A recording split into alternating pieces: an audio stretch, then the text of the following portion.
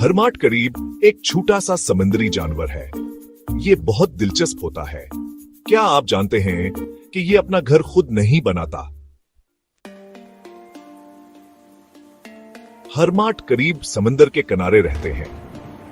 उन्हें गर्म पानी और रेत पसंद है। वो खाली सैपियों में रहते हैं। उनका जिस्म नरम होता है। उनके पास अपना खौल नहीं होता, इसलिए वो खाली सैपियों में छप जाते हैं। जब उन्हें खतरा होता है तो वो अपने खौल में छुप जाते हैं। वो अपने खौल को अपने साथ लेकर चलते हैं। ये छोटे छोटे जानवर खाते हैं। ये मर्दा, मछलियां और समुद्री पौधे भी खाते हैं।